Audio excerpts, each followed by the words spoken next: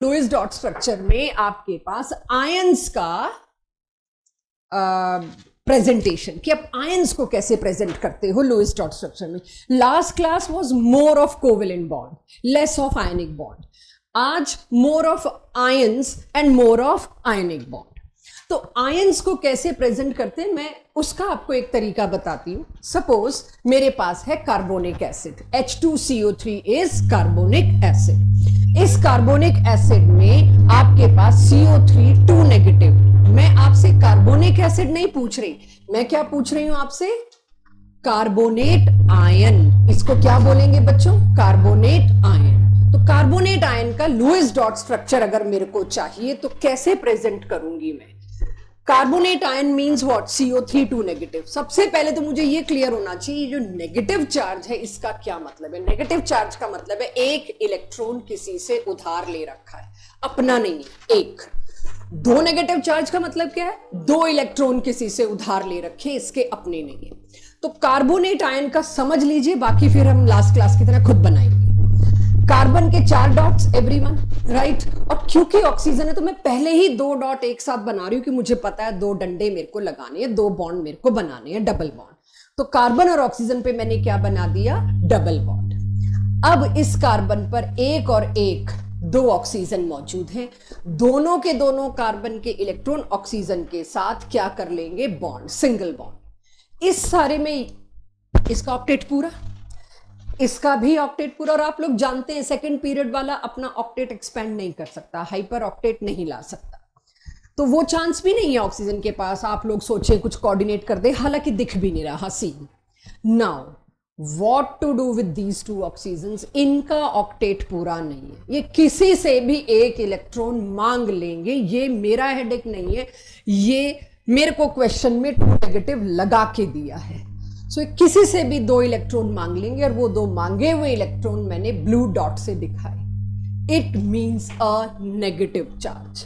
आप negative charge दिखाओगे या ये एक्स्ट्रा इलेक्ट्रॉन दिखाओगे, दोनों नहीं दिखाओगे। तो आपको दोनों में से कुछ भी एक दिखाना पड़ सकता है, ये आपकी इच्छा, या मेरे क्वेश्चन में दोनों में से कुछ भी एक हो सकता है, ये मेरे ऊपर डिपेंड करता है। ठीक है। सो ये कार्बोनेट का लुईस डॉट स्ट्रक्चर।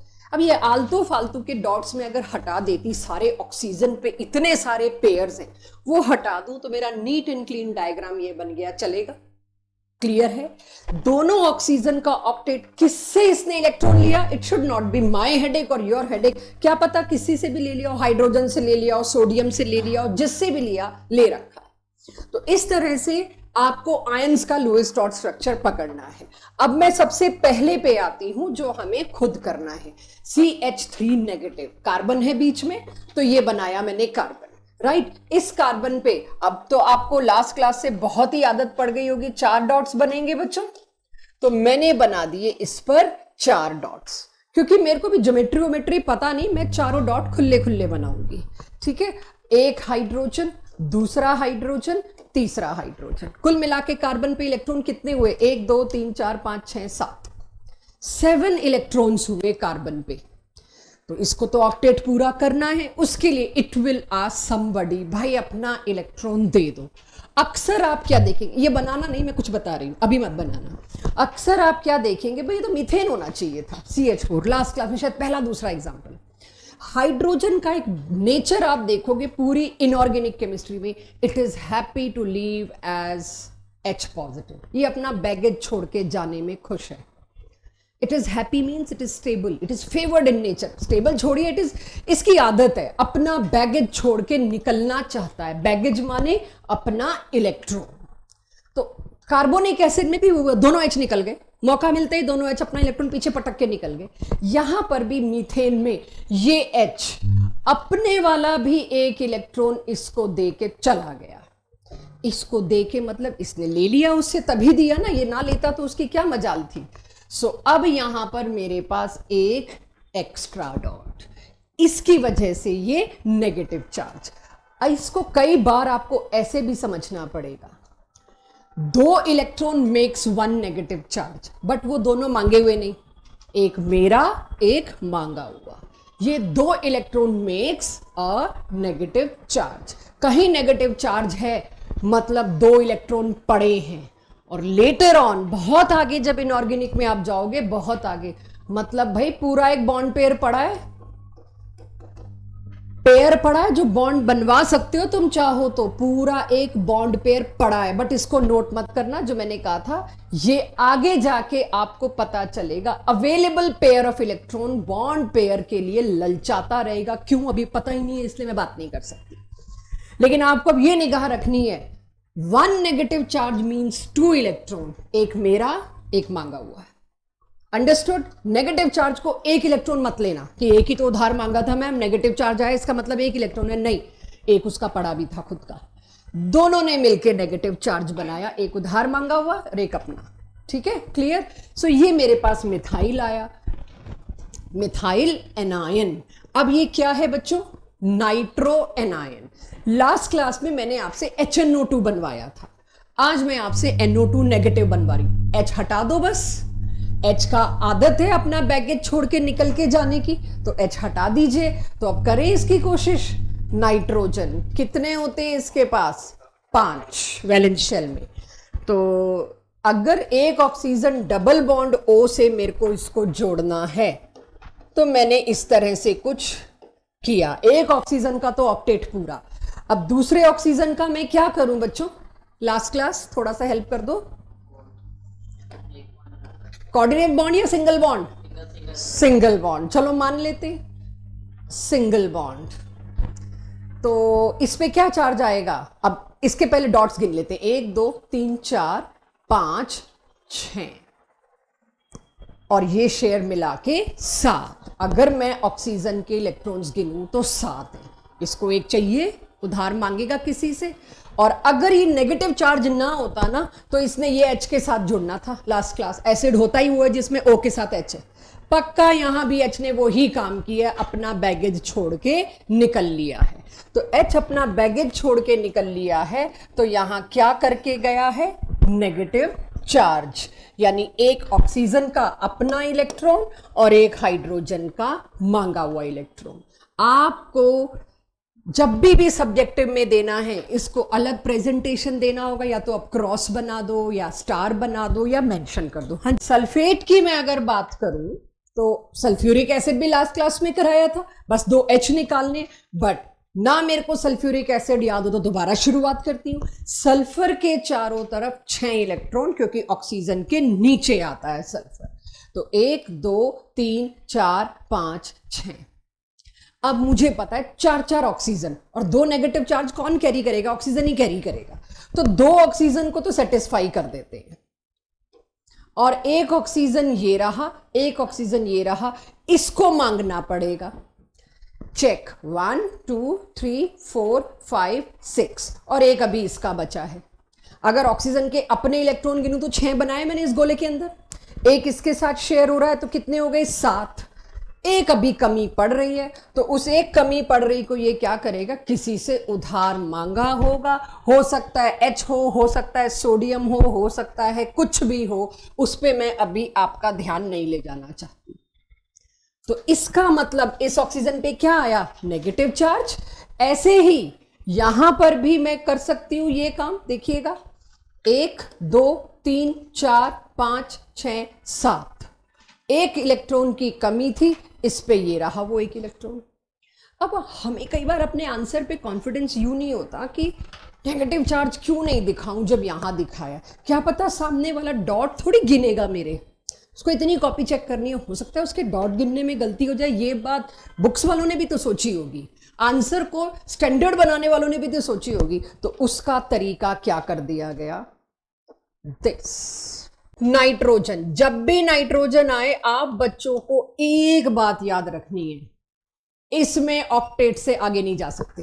फास्फोरस में जा सकते हो, नाइट्रोजन के नीचे, सल्फर में जा सकते हो, क्लोरीन में जा सकते हो, नाइट्रोजन में नहीं। और 3 ऑक्सीजन इसके चारों तरफ डाल रखे हैं, तो उनको भी सेटिस्फाई करना है मेरे को। चलिए तो करते हैं यहां पर कोशिश। शुरू में मैं गलत बना सकती हूं, आप पकड़ना। एक ऑक्सीजन, मोक्ष धीरे बेटा, एक ऑक्सीजन ये हो गई, राइट? एक का तो चलो मैंने सेटिस्फाई कर दिया। एक नेगेटिव चार्ज है, तो एक ऑक्सीजन ऐसी हो सकती है जो सिंगल यहां पर बनाए, और एक उधार मांग ले तो ऑक्सीजन हैप्पीली सेटिस्फाइड, तीसरा ऑक्सीजन रह गया बस। अब तीसरे ऑक्सीजन को मैं ले तो आई, बट मुझे पता है नाइट्रोजन कितने 5 बॉन्ड तो वो नहीं बना सकता, उसके चारों तरफ 8 ही इलेक्ट्रॉन हो सकते हैं, 1 2 3 4 5 6 7 8, इसका ऑक्टेट एग्जॉस्ट हो गया बस। पर इसके लोन पेयर को कोई नहीं रोक सकता किसी और को देने में कि आ जाओ भाई, मैं तो ऑक्टेट अब पूरा करे बैठा हूं, तुम्हें जरूरत है आ जाओ, तो आ गया ऑक्सीजन 1 2 3 4 5 6। कौन सा बॉन्ड? कोऑर्डिनेट बॉन्ड, भूलना नहीं। और इसके ऊपर आप ब्रैकेट लगाओ, इतना अच्छा लगेगा इस तरह से देना that it carry 1 negative charge, 1 extra electron, और वो एक्स्ट्रा इलेक्ट्रॉन मैंने थोड़ा डिफरेंटली शो कर दिया। फास्फोरस नाइट्रोजन की तरह ही कितने? 5, क्योंकि वैलेंसी 5 है इसकी। इसके चारों तरफ कितने ऑक्सीजन? 4, 4 में 3 तो उधार मांग सकते हैं, तो 3 ऑक्सीजन तो मुझे लगता है सिंगल बॉन्ड कर देने चाहिए। आई मे बी रॉन्ग, बट कोशिश करते हैं। 3 ऑक्सीजन तो तुम सिंगल बॉन्ड कर दो। अब जो चौथा ऑक्सीजन है, यहां तो मैं ऑक्टेट एक्सपैंड कर सकती हूं, तो मैंने डबल बॉन्ड बना दिया।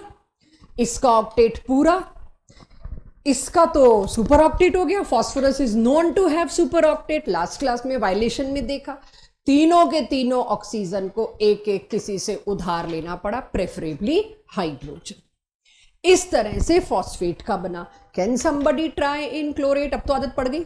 1 2 3 4 5 6 7, मुझे दिख रहा है एक ही नेगेटिव चार्ज, यानी एक ऑक्सीजन ऐसा है जो कि इसके साथ कंबाइन करके अपने 7 इलेक्ट्रॉन तो पूरे कर लेगा और 8वां उधार मांग लेगा। ठीक है, ये तो हो गया। बाकी कितने बचे? 3 ऑक्सीजन और इलेक्ट्रॉन तो दिख ही रहे हैं मेरे पास, 6 इलेक्ट्रॉन 3 ऑक्सीजन, तीनों को 2 2 2 2 चाहिए थे। तो ये थोड़ा और नजदीक बना दूं मैं इसको, 1 2 3, there it is.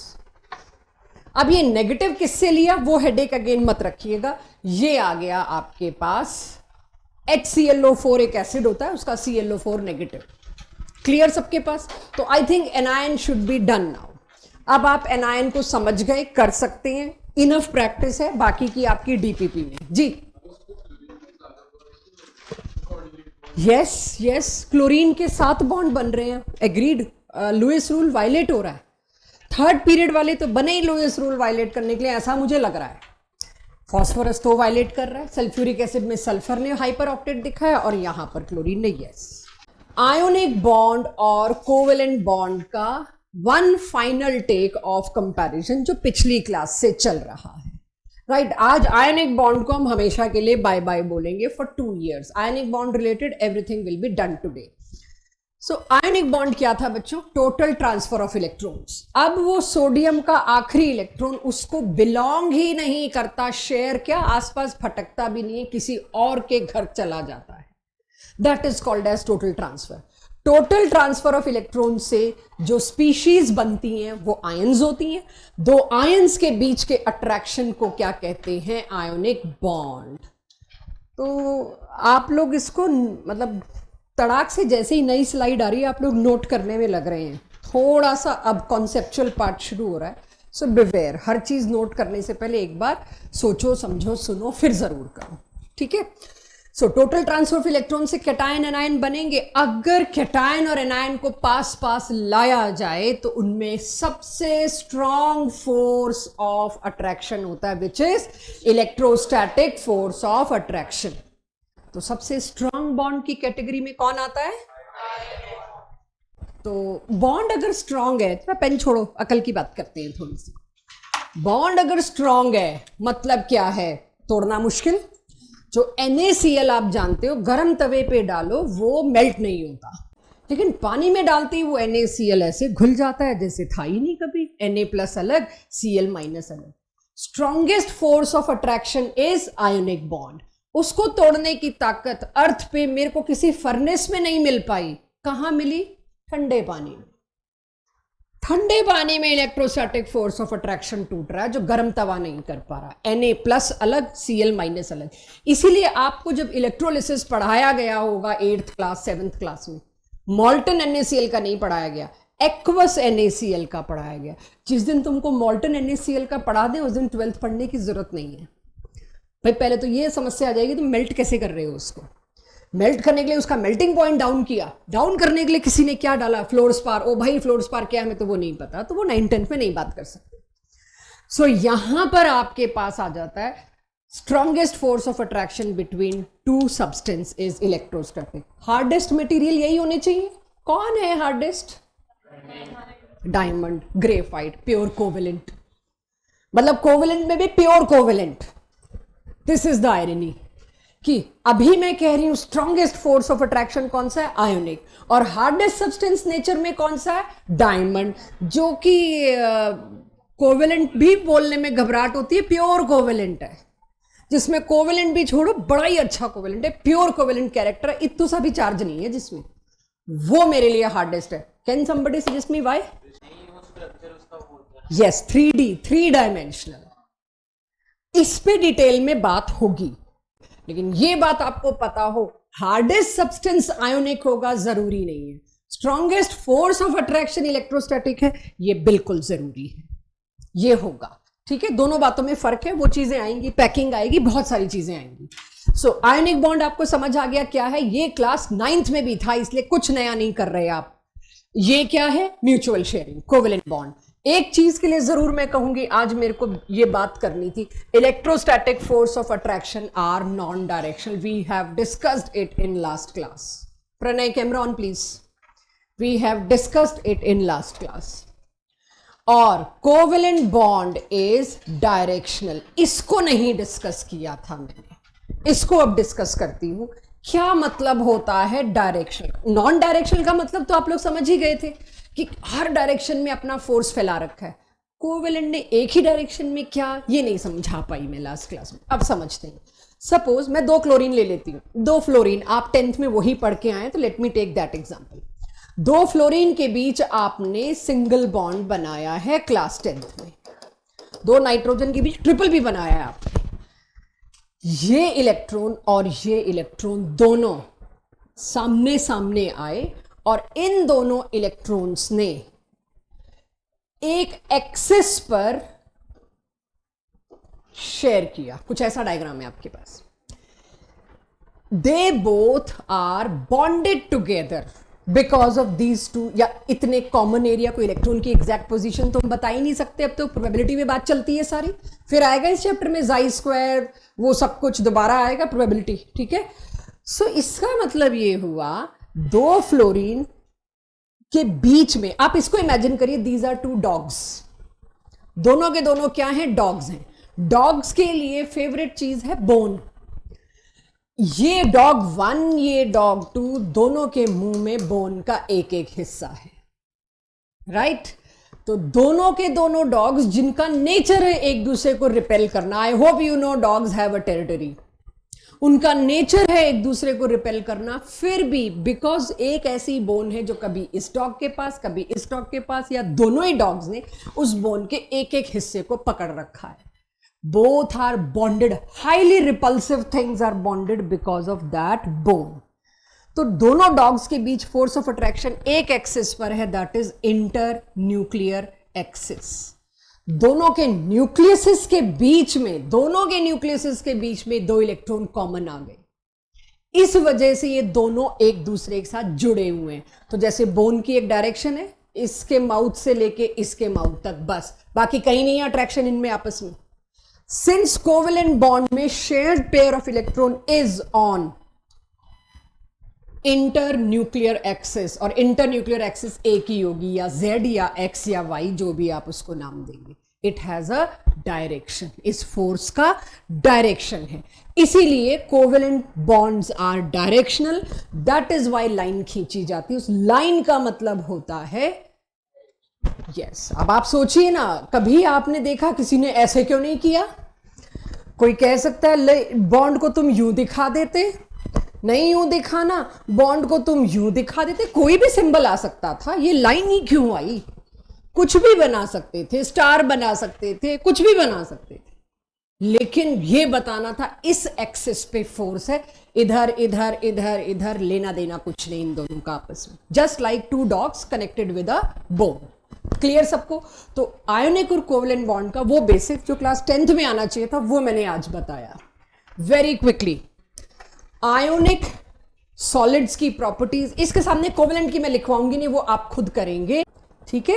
So ionic solids they are all hard solids, सब हार्ड है भाई, सबसे स्ट्रॉन्ग फोर्स है तो ये तो रूम टेम्परेचर पर हार्ड ही होंगे। रूम टेम्परेचर पर अगर कोई चीज सॉलिड है वो आयोनिक होगी ऐसा जरूरी नहीं है। रूम टेम्परेचर पर सॉलिड है और अगर वो सॉफ्ट सॉलिड है जिसको इजीली क्रश किया जा सकता है वो आयोनिक नहीं होगा। मैंने यहां ये नहीं कहा कि ये सॉलिड नहीं होते, ये सॉफ्ट सॉलिड्स होते। अगर ये सॉलिड, ज्यादातर तो गैस, कोवेलेंट ज्यादातर गैस, लेकिन अगर ये सॉलिड हैं तो ये सॉफ्ट सॉलिड्स हैं। हार्ड सॉलिड्स का मतलब क्या होता है? High melting point, high boiling point, like NaCl I told you, ठीक है? Soluble in water very easily, मतलब वाटर में कुछ ऐसा है जो तगड़े से तगड़े बॉन्ड, आयनिक बॉन्ड को तोड़ने की काबिलियत रखता है, ठीक है? Soluble in water, all ionic species, ionic solids are 100% soluble in water, पूरे टूट जाएंगे। गुड कंडक्टर्स इन एक्वस और मॉल्टन। क्यों भाई, सॉलिड क्यों नहीं गुड कंडक्टर हो सकता इलेक्ट्रिसिटी का? यस मोक्ष? इलेक्ट्रॉन तो आए नहीं, अभी हमारे बॉन्ड में कुछ और आयंस। मुझे चार्ज चाहिए होता है कंडक्टिविटी के लिए, ट्रांसफर नहीं हो पाया, ठीक है? आप तीनों ने कुछ कुछ उसी के आसपास बोली बात।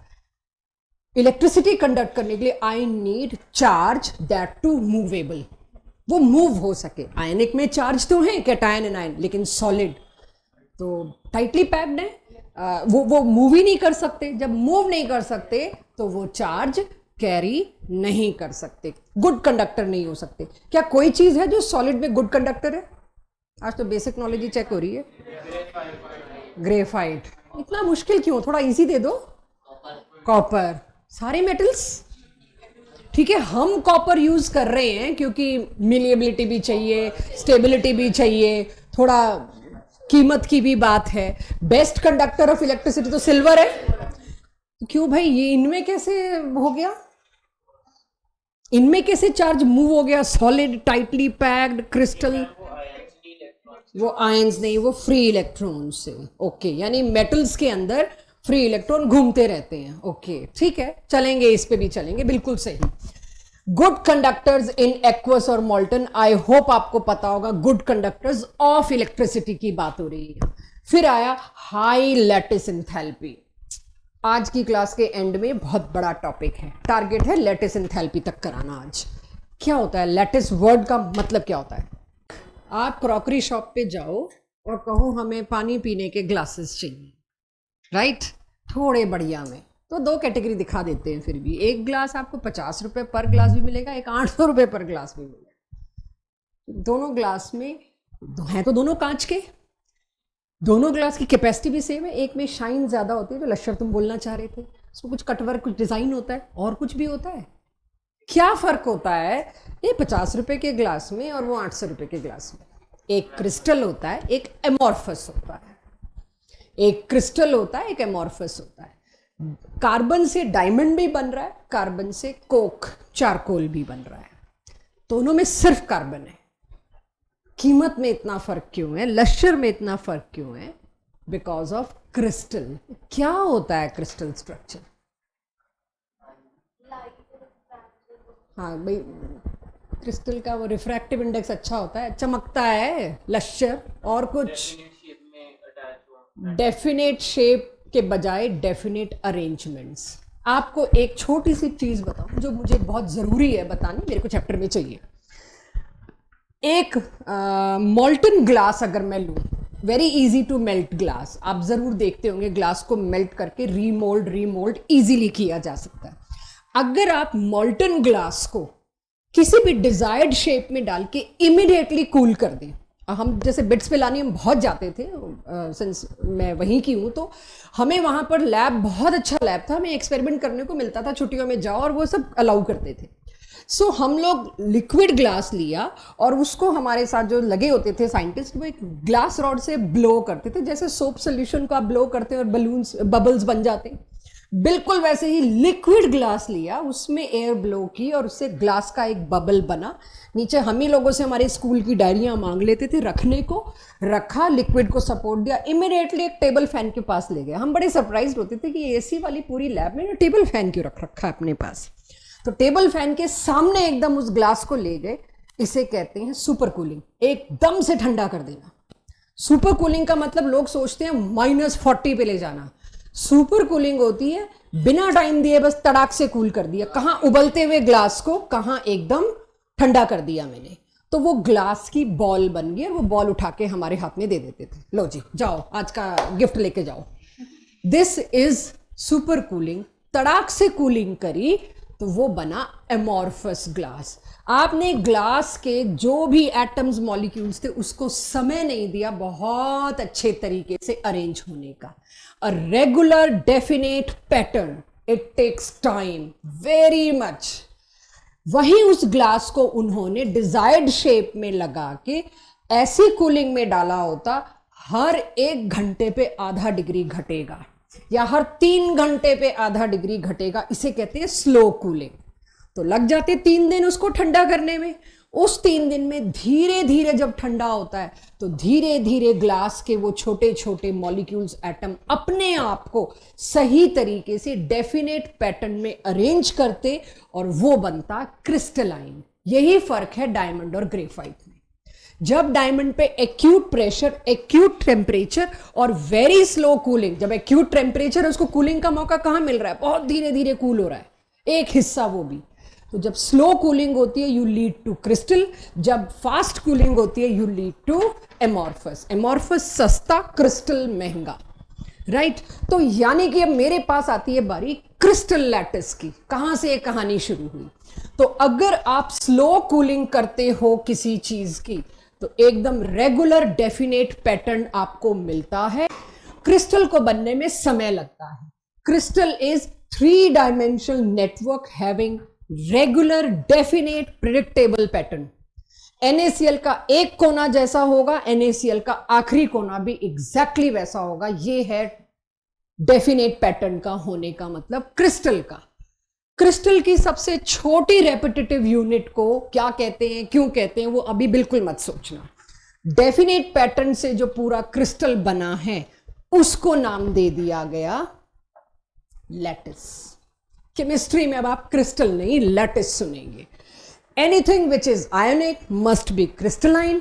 Crystalline means regular definite pattern और उसी को नाम दे दिया गया लैटिस।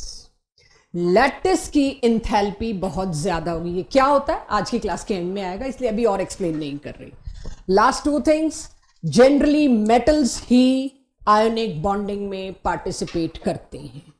मेटल्स 54 के करीब मेटल्स हैं हमारे पास, चाहे वो आयरन है, चाहे वो कॉपर है, चाहे वो सोडियम है, पोटेशियम है, ये सब के सब आयोनिक बॉन्डिंग में पार्टिसिपेट करते हैं।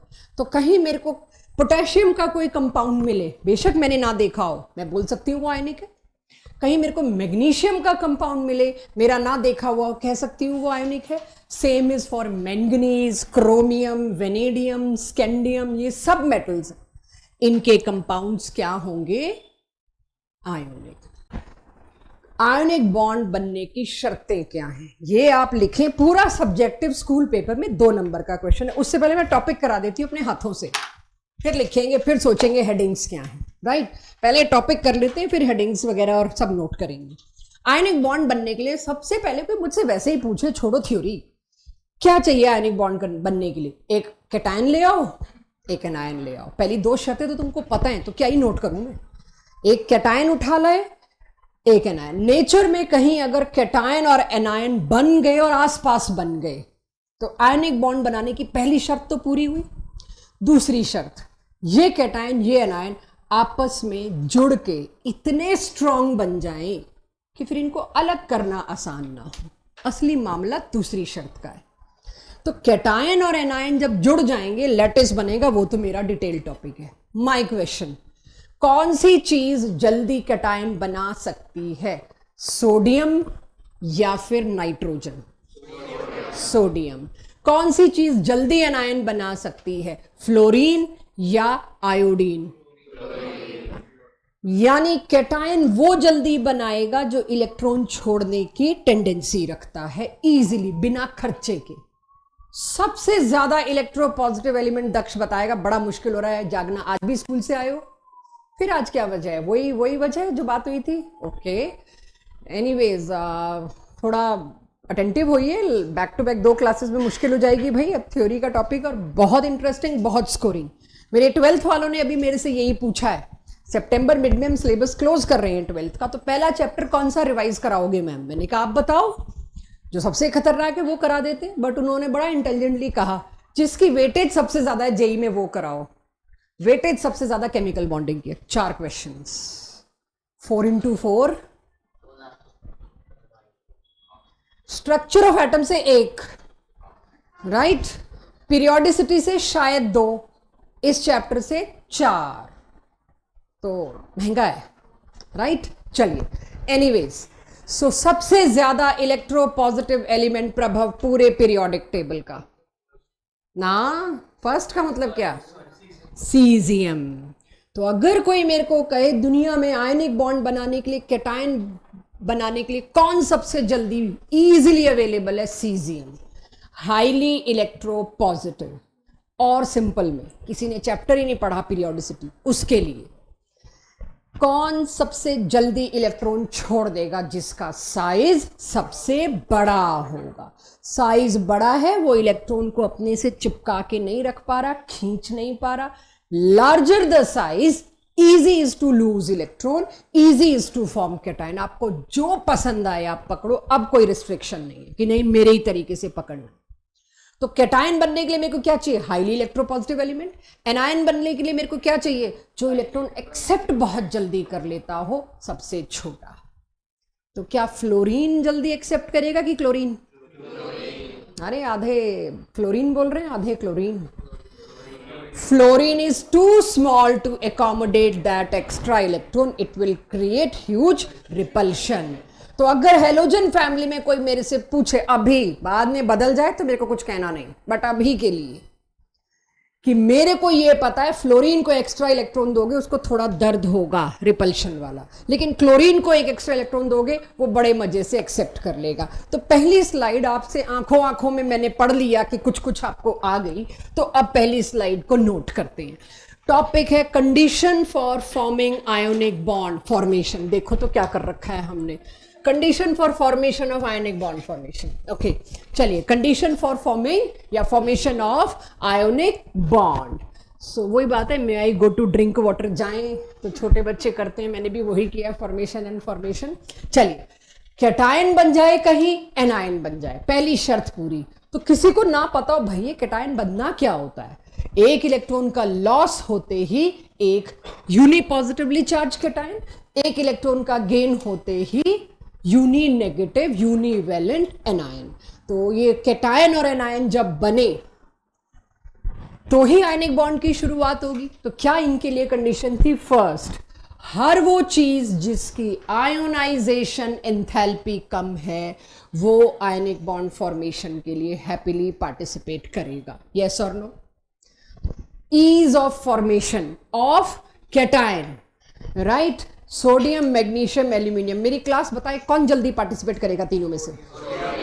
क्योंकि सोडियम बड़ा, फिर मैग्नीशियम, फिर एल्यूमिनियम।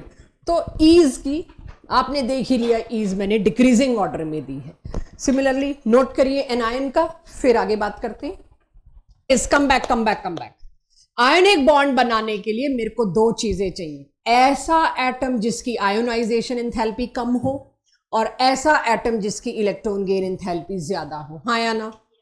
बढ़िया। आखिरी शर्त, लैटिस एंथैल्पी, जो वहां नहीं बताई। इन दोनों का बनना जस्ट शुरुआत है आयोनिक बॉन्ड बनने की, डिसाइडर नहीं है।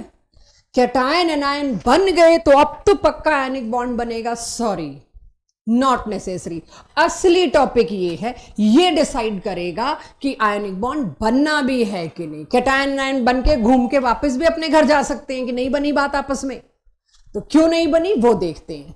जब दो ऑपोजिटली चार्ज, इसको एकदम से भी ब्लाइंडली नोट मत करो, it is not a topic to be noted blindly, please understand first.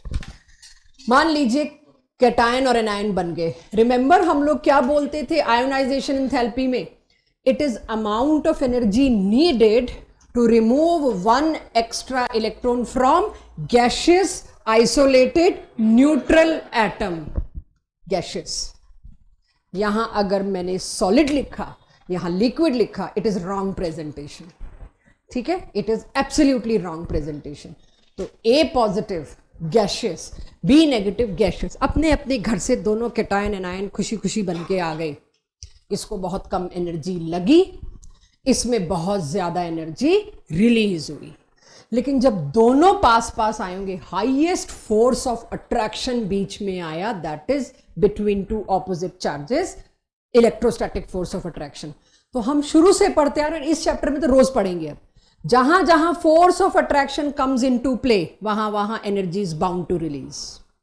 जितना फोर्स ऑफ अट्रैक्शन उतना एनर्जी बाहर रिलीज।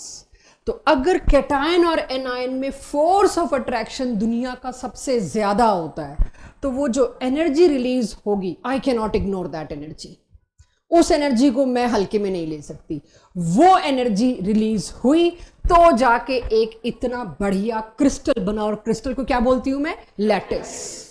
तो लैटिस बनने में कितनी एनर्जी निकलेगी, उसको कहते हैं लैटिस एंथैल्पी। बच्चे थोड़े डिस्ट्रक्टिव होते हैं, तोड़ फोड़ में ज्यादा मजा आता है, तो बनने वाली एनर्जी तो हमें याद नहीं रहती, हम इसको रिवर्स भी कर सकते हैं। एक लैटिस तोड़ने में कितनी एनर्जी लगेगी, उसको भी लैटिस एनर्जी कहते हैं।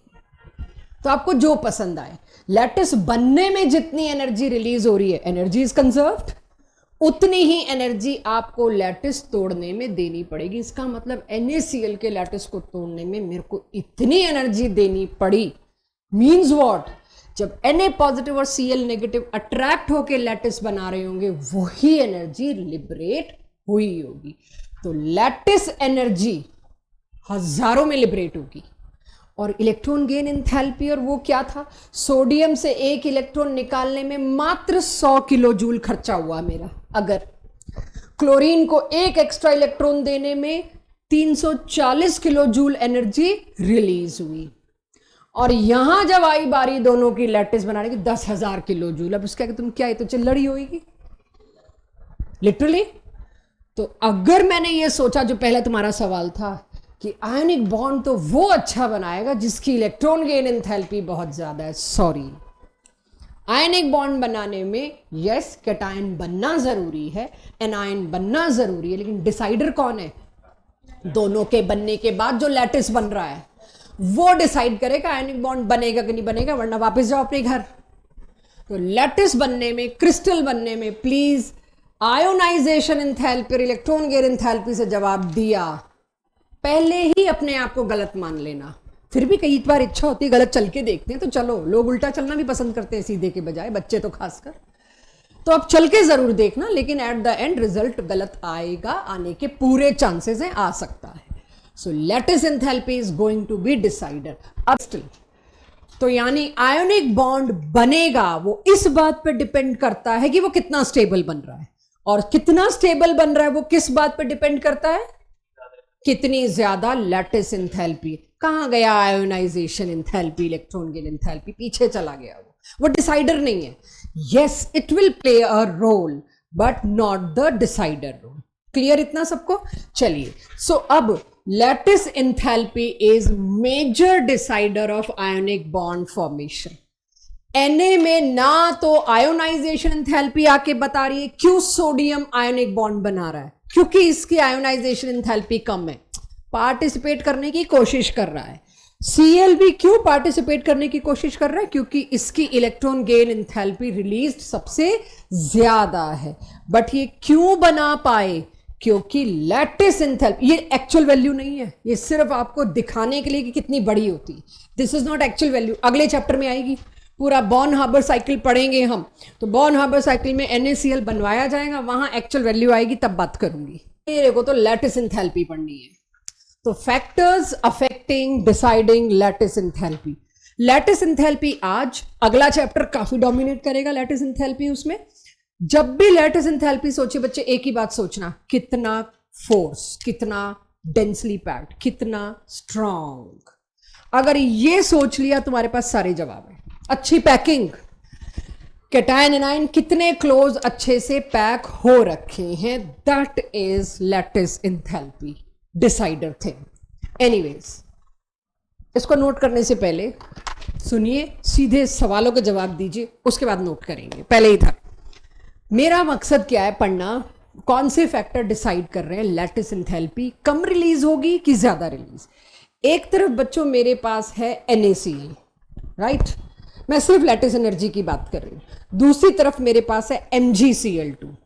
क्लोरीन पे तो सेम चार्ज है, इसमें एक क्लोरीन -1, इसमें दो क्लोरीन -1 सोडियम पे चार्ज कितना, +1, मैग्नीशियम पे चार्ज कितना, +2। Higher the charge, higher is force of attraction. Charge है भाई, चार्ज की वजह से ही, चार्ज डबल कर दिया तुमने। Higher the charge, higher is the force of attraction, therefore stronger is the lattice, more the lattice enthalpy released. तो दक्ष कोशिश करना, मैग्नीशियम ऑक्साइड और मैग्नीशियम क्लोराइड किसकी लैटिस एंथैल्पी ज्यादा होनी चाहिए? दक्ष, कबीर और हाँ जी, मैंने क्या बोला है बच्चों? मैग्नीशियम क्लोराइड और मैग्नीशियम ऑक्साइड ना? हाँ, मैग्नीशियम क्लोराइड MgCl2 और मैग्नीशियम ऑक्साइड MgO, किसकी लैटिस एंथैल्पी ज्यादा होगी? दक्ष और कबीर नहीं दे पाए तो मेरे को सनत देगा आंसर। क्यों? मैग्नीशियम +2 एक केस में, दूसरे केस में भी मैग्नीशियम +2, तो magnesium should not be my criteria of comparison. दूसरी साइड क्या था? दो क्लोरीन -1 ईच, और इधर क्या था? ऑक्सीजन -2। तो कहां चार्ज ज्यादा है? एक पर, ऑक्सीजन पे। समझ रहे हो? दो क्लोरीन, कंफ्यूज कहां होते हैं, या आप कह सकते हो टोटल चार्ज तो सेम है मैम। भाई एक का चार्ज, पैकिंग में एक एटम क्या चार्ज लेके आ रहा है? इतनी छोटी सी जगह ऑक्सीजन घेरेगा और क्या लेके आएगा? 2 नेगेटिव चार्ज। इतनी बड़ी जगह 2 क्लोरीन घेरेंगे और क्या लेके आएंगे? बराबर का नेगेटिव चार्ज।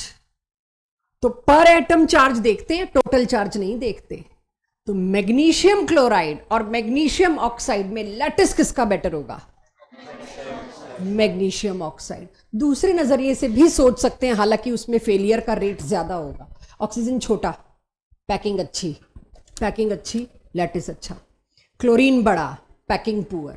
लेकिन I suggest refrain from this, अच्छे क्वेश्चन में फंसोगे। Charge is best. Higher the charge, stronger is the lattice, more is the lattice enthalpy. किसमें आयनिक बॉन्ड स्ट्रॉन्ग बनेगा अभी मैं नहीं बात कर सकती, भी पहले लैटिस में रहूंगी। यस प्रभा?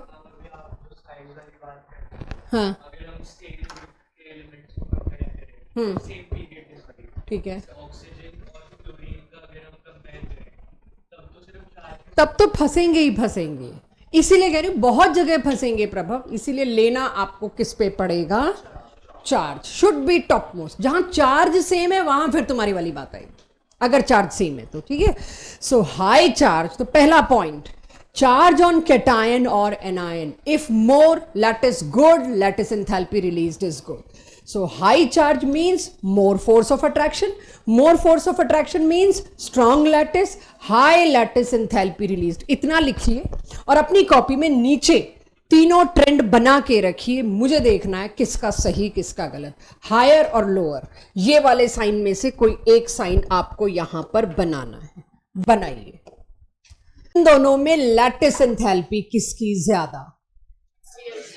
गलती से भी ये मत कह देना इसमें आयनिक बॉन्ड सबसे अच्छा। तवे पे ये नहीं मेल्ट हो रहा, शायद ये हो रहा है। मैं फैक्टर्स ऑफ लैटिस एंथैल्पी बात कर रही हूं, मैं स्ट्रेंथ ऑफ आयनिक बॉन्ड बात नहीं कर रही। तो ये तो करेक्ट है जी। यहां भी मैं उम्मीद करती हूं आपने यही किया होगा। पर एटम चार्ज देखना है। आरव, आयरन का चार्ज इज ऑलवेज +2, आयरन का charge is always +2 everyone, iron और ऑक्सीजन। अगर आपको फॉर्मूला बना के दिया गया तो आप क्रिस क्रॉस करके बनाते थे। O पे -2 चार्ज है और दोनों में ही 1 और 1 है, 1:1, तो इसका मतलब इस पे भी +2 चार्ज होगा। मैंने कहा पर एटम चार्ज देखना है, कहीं पर क्लोरीन ज्यादा ऑक्सीजन कम, वो नहीं देखना। अब यहां पर Fe2 है और O3 है। ऑक्सीजन पे चार्ज कितना है? -2। टोटल चार्ज कितना? -6। इस पे चार्ज कितना आया होगा? +6। एक आयरन पे चार्ज कितना? +3। तो इतनी सिंपल सी चीज थी यार, अब सिर्फ ये चाहिए था मेरे को। आयरन पे नेक्स्ट केस जो था लास्ट, आयरन पे +3 चार्ज था, यही शायद आपने देने की कोशिश करी, और इसमें आयरन पे +2 चार्ज था। तो इन चार्जेस की वजह से आप लोग क्या बता पाते हो, लैटिस एंथैल्पी किसकी ज्यादा किसकी कम। अगर दो एटम्स के चार्जेस सेम हैं, दो एनायन ऐसे हैं, O और सल्फर, ऑक्सीजन और सल्फर, दोनों पे -2 चार्ज है, किसका लैटिस स्ट्रांग होगा? छोटे का। पैकिंग में छोटा कम जगह घेरता है, फालतू स्पेस बचता नहीं है, ठीक है, वॉइड्स, एम्प्टी स्पेस नहीं बचता अगर बड़े बड़े छोटे छोटे एटम्स हो, छोटे छोटे आयंस हो। सो दोनों ही साइजेस अगर छोटे हैं, this is when I see after charge, charge के बाद अगर चार्ज सेम मिला तब ये मैदान में आएगी चीज कि अगर छोटा कैटायन छोटा एनायन है तो इलेक्ट्रॉन्स काफी न्यूक्लियस के नजदीक होंगे, फोर्स ऑफ अट्रैक्शन ज्यादा होगा, फोर्स ऑफ अट्रैक्शन ज्यादा होगा, फिर से more lattice enthalpy. Arrange order once again. चलो जी, NaCl और NaBr, किसकी लैटिस एंथैल्पी ज्यादा होगी? रीजन क्या? एनायन का साइज छोटा, यहां पर एनायन का साइज बड़ा, ठीक है। इसके बाद आता है AgI और AgBr। AgI के Br छोटा साइज, Mg छोटा है, Mg के नीचे आता है कैल्शियम। तो लैटिस एंथैल्पी का ऑर्डर लग जाएगा बच्चों से, ऑल ऑफ यू। तो जब आप लैटिस एंथैल्पी का ऑर्डर लगा सकते हैं तो फिर आपको ये लैटिस एंथैल्पी की हेल्प से कल को आयोनिक स्ट्रेंथ का लगाना पड़ा तो वी कैन एक्सपेक्ट, ठीक है। आगे चलो बच्चों, एक सॉलिड्स को लेके ये और चीज कि अक्सर ये कहां बनते हैं, मैंने एक लाइन पीछे लिखवाई। ज्यादातर आप देखोगे मेटल्स के केसेस में आपको आयोनिक बॉन्ड्स मिलेंगे, आयोनिक सॉलिड्स मिलेंगे, बट एक्सेप्ट एक ही जगह है, ये आपका जाना पहचाना बहुत इस्तेमाल किया हुआ है NH4Cl। 9th-10th में काफी जगह पे ये दे रखा है अमोनियम। केमिस्ट्री, इनऑर्गेनिक केमिस्ट्री में there are few suffixes which are very commonly used and it is given by proper forum. अगर किसी के पीछे आइड लगाते हैं, हेलाइड, ऑक्साइड, नाइट्राइड, हाइड्राइड, मतलब -1 या -2 जो भी चार्ज होगा, मतलब नेगेटिव। किसी के पीछे ईएम लगाते हैं मतलब पॉजिटिव। तो अगर मैं NH4 पॉजिटिव देखूं, ये अमोनियम कैटायन है। कैटायन बनना इज नॉट अ सरप्राइज, इसका आयनिक बॉन्ड में पार्टिसिपेशन करना इज सरप्राइज। आयनिक बॉन्ड में मैं पढ़ के आ रही हूं जी, मेटल्स बनाते हैं। एक केस ऐसा मिला जहां पर मेटल्स के बजाय नॉन मेटल कैटायन बना रहा है, कैसे? तो आपकी लास्ट क्लास और आज की क्लास अब मर्ज होगी और टेस्ट भी इसीलिए दोनों क्लासेस के ऊपर है। तो ये तो अमोनिया है बच्चों, सबको अब तो पता है लुईस डॉट स्ट्रक्चर, अब तो आप कंफर्टेबली बना लेंगे। सामने अगर कोई आ गया प्रोटॉन, ये प्रोटॉन आज मैंने आपको बोला हाइड्रोजन का नेचर है, happy to leave its baggage, छोड़ दिया इसने अपना बैगेज और बाद में जाके पता चलता है मैं तो टोटल खाली, राइट। अगर मैं टोटल खाली हूं, मैं स्टेबल नहीं हूं। चार्ज नेचर में स्टेबल नहीं होता है। अगर चार्ज नेचर में स्टेबल नहीं है तो अब ये तो फिर अपना डुप्लेट मांगेगा, मेरे को तो 2 इलेक्ट्रॉन चाहिए, मैं तो अपना भी लुटा आया हूं कहीं पे, मोक्ष पढ़ा लूं मैं बेटा। चलो, ये कहीं लुटाया है अपना और इसको पूरा का पूरा वापस चाहिए। वापस जिसने इसको भेज दिया वो अपना कहीं और शुरू हो गए लोग जी, लो ये इसके पास आया। अमोनिया ने कहा मेरे पास एक लोन पेयर मौजूद है, I am happy to join you with coordinate bond. तो चौथा बॉन्ड देखिए मैंने एरो से बनाया, इसकी वजह से इस पे पॉजिटिव चार्ज आया, ये पॉजिटिव चार्ज यहां लेके आया, now it belong to whole family. ये अपनी कमी इसने इसको दी और अब ये कमी पूरी फैमिली की रही, ये डेफिशिएंसी पूरी फैमिली की रही, चार्ज पूरी फैमिली का हो गया, hence I get a cation. अब ये कैटायन इसने नाइट्रोजन ने पार्टिसिपेट तो करा लिया, लेकिन कोई भी चार्ज स्पीशीज नेचर में फ्रैक्शन ऑफ सेकंड से ज्यादा रुक नहीं सकती। तो अब इसको क्या चाहिए? स्टेबिलिटी। करो मेरे को न्यूट्रलाइज। न्यूट्रलाइज करने के लिए इसने क्या ढूंढा? कोई और एनायन, कोई भी एनायन हो सकता है, Cl negative, OH negative, Br negative, कोई भी एनायन हो सकता है, आएगा और ये बनाएगा। Draw this complete. पहला ऐसा कंपाउंड लाई हूं जिसमें 3 तरह के बॉन्ड एक साथ हैं for the first time. Ionic है, कोवेलेंट है, कोऑर्डिनेट है। कितने बॉन्ड म्यूचुअल शेयरिंग वाले हैं? How many? Ojas, how many bonds are of mutual sharing? 3 nitrogen और हाइड्रोजन में। How many coordinate? 1। And how many ionic? Ionic को वैसे गिन नहीं सकते, आपको पता है। NaCl में कोई कहेगा एक Na ने 6 बॉन्ड बना रखे, लेकिन फॉर्मूला Na:2Cl 1:1 है, तो आयोनिक कभी गिना नहीं जाता। But yes, all 3 bonds are there. आपके पास आज के टेस्ट में मैक्सिमम क्वेश्चन इस पे ढूंढने आपने किसमें कौन सा बॉन्ड है। इसमें 2 वाले बॉन्ड है, मतलब दोनों हैं क्या, तीनों हैं क्या, सिर्फ एक है? ये आपका आज का बड़ा टास्क होगा। एक और मुझे याद आया तो सोचा लिख दूं। क्लास बताए इसमें तीनों हैं, 2 हैं कि एक ही टाइप का बॉन्ड है? All yours. लाओ करो कोशिश। हिया, नित्या, इशिता, करिए कोशिश। 2 टाइप्स। आयोनिक, मेटल है तो आयोनिक के चांस बनते हैं, आयोनिक एंड कोवेलेंट। ओके, मुझे नहीं पता, मैं तो आप लोगों से पूछ रही हूं। सोडियम ने बनाया होगा कैटायन, मैं तो ऐसे सोचना शुरू करूंगी। अगर C और N आते हैं तो शायद आपको लास्ट क्लास से ध्यान हो कुछ ऐसा, मैंने HCN बनवाया था। अब H की तो आदत है निकल पड़ो, अपना बैगेज कहीं छोड़ के, तो ये H निकल पड़ा, अपना बैगेज इसने छोड़ा और इस पे क्या चार्ज आ गया? नेगेटिव। ये कैटायन, ये एनायन, आयोनिक बॉन्ड।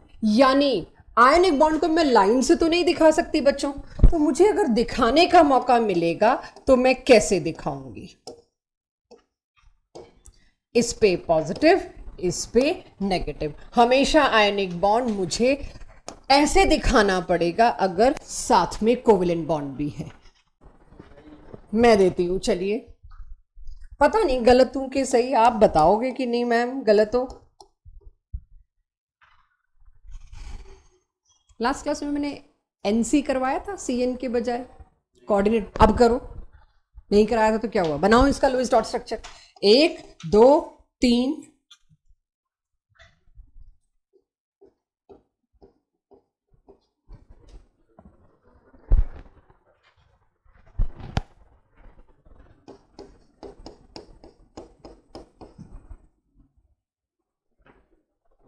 ये देखिए, चेक HNC। मैंने लास्ट क्लास में नहीं बनवाया, देखो जरा। कोई बात नहीं, अब आ गया मेरे पास। पहले तो HNC बना लो तुम लोग, उसके बाद बात करूंगी। कोऑर्डिनेट क्यों बना, वही तो टाइम दे रही हूँ, वही तो सोचो क्या करोगे। और चारा क्या, नाइट्रोजन अपने कोवेलेंस को एक्सपेंड तो नहीं कर सकता, 5 तो बना ही नहीं सकता, नाइट्रोजन अलाउड ही नहीं है। उसका तो उतना ही बन सकता है जितना उसके ऑक्टेट को जरूरत है। उसके ऑक्टेट को जरूरत थी 1 2 3 4 5। अगर मैं ये कोऑर्डिनेट ना बनाती तो अब गिनो, 1 2 3 4 5 6 7 8, खत्म। इस चक्कर में कार्बन मारा गया, उसका तो ऑक्टेट पूरा नहीं हो रहा, तो वो क्या करेगा? ठीक है एवरीवन। अब मैं H को उड़ा दूं आदत अनुसार, H की तो आदत है निकल पड़ेगा अपना बैगेज सामने वाले पे छोड़ के। तो जब वो निकल पड़ा तो चार्ज क्या आया? नेगेटिव। अब क्या हो गया भाई? तीनों बॉन्ड, आयोनिक, कोवेलेंट, कोऑर्डिनेट। ये ढूंढने आपको आने चाहिए। मैं आपको देती अमोनिया, आज ये करा चुकी अमोनियम कैटायन, सेम वापस ले आई कि आपका हाथ थोड़ा मजबूत हो, इस काम को लेके कि कोऑर्डिनेट बॉन्ड बनाने में आप परेशान ना हो। लेकिन जरा इधर देखिए, लास्ट क्लास में लुईस ऑक्टेट रूल की वायलेशन में मैंने ये लिखा था, AlCl3 BF3 ये सारे सिक्सटेट पे थे, लिख रखा है सिक्सटेट। इसके पास ऑक्टेट के हिसाब से कमी है, ये स्टेबिलिटी खोज रहा है, लग तो यही रहा है। इसके पास ऑक्टेट पूरा सेटिस्फाइड, उसके बावजूद भी एक लोन पेयर है। इसका लोन पेयर और इसका अधूरा होना ऑक्टेट से, दोनों को एक ही चीज लगती है। बॉन्ड क्या होता है बच्चों? Force of attraction. Bond means force of attraction, force of attraction means energy is released, given out. तो एनर्जी रिलीज करने में दोनों का फायदा है। लास्ट क्लास में मैंने कहा था बताऊंगी फायदा किसका है, क्यों वो कोऑर्डिनेट करने को तैयार हो रहा है, क्या आग लगी पड़ी है इसको बॉन्ड बनाने की।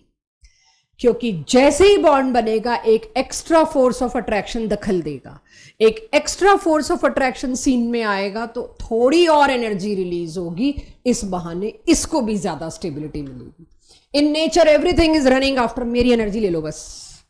तो अमोनिया को मौका मिलता है, अपना लोन पेयर लेके घूम रहा है, किसी को चाहिए किसी को चाहिए किसी को चाहिए, सामने जो आओ जी लो, प्रोटॉन आए उसके साथ बना लिया, कोई डेफिशिएंट आए उसके साथ बना लिया। 12th में आप देखोगे किसी मेटल को नहीं छोड़ने वाला, आयरन के साथ 6 अमोनिया खड़े हैं, नहीं तेरे पास जगह बहुत है 6 बना ले, 6 बना लिया। तो अब आप ये देखेंगे 12th तक की इनऑर्गेनिक में फिर यही होना है, इसका लोन पेयर लेके घूम रहा है, बस कहीं जगह मिले, अगले को चाहिए नहीं फिर भी ये देगा, कहीं जगह मिले, राइट। सो यहां पर फिर क्या हुआ, कोऑर्डिनेट बॉन्ड फॉर्मेशन को कहूं एक एग्जाम्पल देकर, यूं सजा के नहीं, how many coordinate bonds can you count? अभी तो कर ही लोगे, अभी तो कर ही लोगे, अभी तो कोई प्रॉब्लम ही नहीं है। प्रॉब्लम तो तब है ना जब लिखित में आता है, पर्चे में, ठीक है जी। वाटर, वाटर के ऑक्सीजन के पास तो एक छोड़ो 2 लोन पेयर है। ये 2 लोन पेयर फिर किसी को ढूंढेंगे, आपके पास जरूरत है प्रोटॉन, यस मैं भूखा प्यासा, बन गया coordinate bond. Copper sulphate .5H2O का मतलब आज के बाद जो ये वाटर ऑफ क्रिस्टलाइजेशन आप देखते हैं, इसमें कुछ कोऑर्डिनेट बॉन्ड होने की चांसेस हैं पूरे, जैसे कि 5 वाटर में से 4 वाटर एक साथ कोऑर्डिनेट बॉन्ड बनाए हुए हैं कॉपर 2+ के साथ। हैव अ लुक, यही वो 4 वाटर हैं जिनकी वजह से कॉपर सल्फेट में ब्लू कलर एकदम से आ जाता है। तो this is copper sulphate. 4 water coordinate कर रहे हैं, 5वां कोऑर्डिनेट नहीं कर रहा। आयोनिक और कोवेलेंट कैरेक्टर, ये मैं सिर्फ इंट्रोड्यूस करके भेज रही हूं और इसी पे मेरी अगली क्लास है। अगर मैंने आज ये टॉपिक पढ़ा दिया तो आपका लैटिस, आयोनिक बॉन्ड और फजांस रूल तीनों की बढ़िया खिचड़ी बन जाएगी। इसलिए फजांस सेम डे नहीं पढ़ा सकते, बहुत ही अलग चीज है लेकिन मिलती जुलती है। ये मैं आपको बता दूं, जो पीरियोडिसिटी का इलेक्ट्रोनेगेटिविटी के लास्ट लेक्चर में मैंने पढ़ाया था, ये मैं आज आपसे टेस्ट में एक्सपेक्ट कर रही हूं। तो आप में से कोई ये ना कहें हम भूल गए पीरियोडिसिटी चैप्टर, मैम आपने जो पढ़ाया था आज के टेस्ट में वो एक्सपेक्टेड है। चेक। आयोनिक और कोवेलेंट कैरेक्टर, अब तक आप पढ़ते हैं कोई बॉन्ड या तो आयोनिक होगा, कोई बॉन्ड या तो कोवेलेंट होगा। Dhruv, any issue with your eyes? पक्का कोवेलेंट होगा, आयोनिक होगा या कोऑर्डिनेट होगा, अभी आप ये जानते हो। लेकिन कोई भी कोवेलेंट बॉन्ड प्योर कोवेलेंट होता है कि नहीं होता, that is questionable.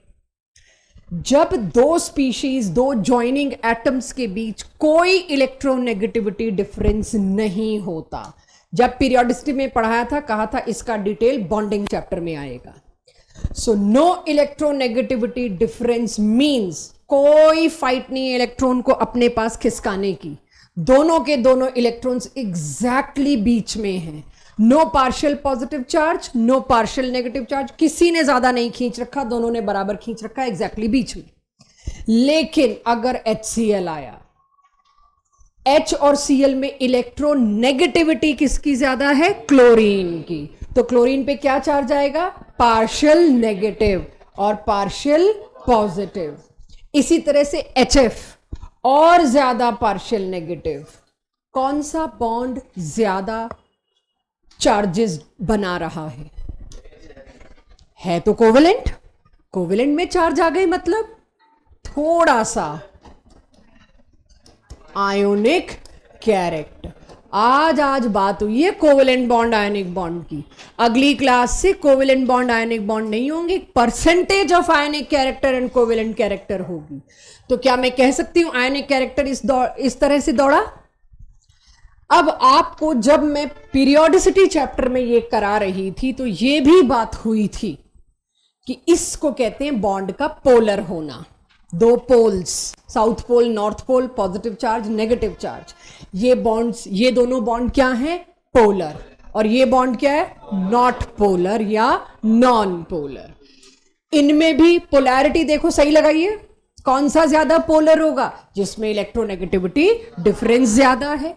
Electronegativity difference that is delta, अगर वो बढ़ता है तो पोलैरिटी भी बढ़ती है। ये हमने पढ़ा था इलेक्ट्रोनेगेटिविटी के सिग्निफिकेंस में कि क्यों पढ़ी जाती है इलेक्ट्रोनेगेटिविटी, जब लास्ट में पढ़ी थी तो उसमें सेम एग्जांपल लाई थी और इसके क्वेश्चंस भी पीरियोडिसिटी के टेस्ट में डाले थे कि परसेंटेज आयोनिक कैरेक्टर का एक जनरल सा डिस्ट्रीब्यूशन था और ये स्कूल पेपर्स तक में आता है।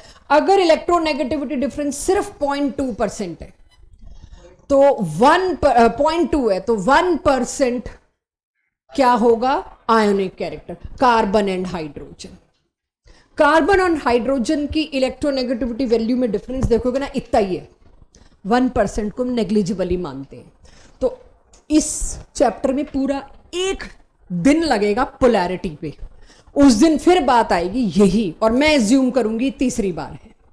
तो कार्बन और हाइड्रोजन में तो परसेंटेज आयोनिक कैरेक्टर ना के बराबर है। जब डिफरेंस, इलेक्ट्रोनेगेटिविटी डिफरेंस 1.9 होगा, ये वो टाइम है जब 50-50% दोनों कैरेक्टर होंगे, आधा कोवेलेंट आधा आयोनिक। तो HCl होगा या जो भी होगा, अगर इलेक्ट्रोनेगेटिविटी डिफरेंस लगभग इसके आसपास है, ये बड़ा अप्रॉक्सीमेट सा था, और अगर इलेक्ट्रोनेगेटिविटी डिफरेंस 2.8 तक आ गया तो देख लीजिए 86% आ गया, और उसके आगे तो 100% ही शुरू हो जाता है। तो ये भी आपसे पीरियोडिसिटी में बात हुई थी।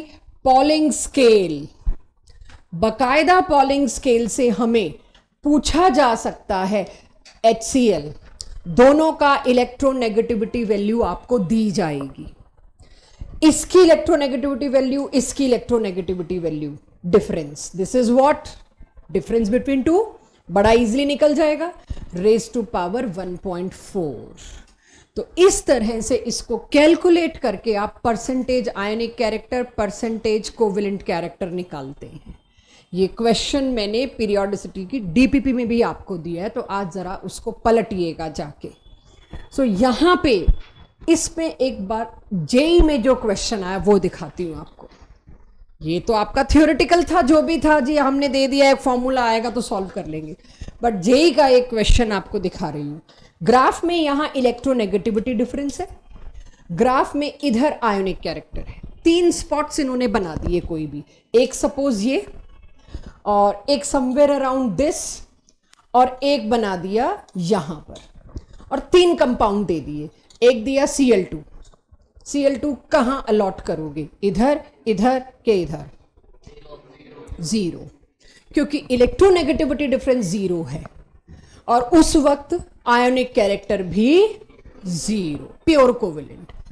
NaCl कहां कोट करोगे, मेरे को नेगेटिविटी वैल्यू दे देंगे, तो NaCl में मैक्सिमम डिफरेंस होता है, तो वो कहां आ जाएगा, 3। तीसरा कोई और पॉइंट ही नहीं दिया मेरे को इसके बाद, तो मेरे लिए क्या पॉइंट हो जाएगा ये, तो ये जगह किसको बिलोंग करती है, NaCl, ये जगह किसको बिलोंग करती है, Cl2।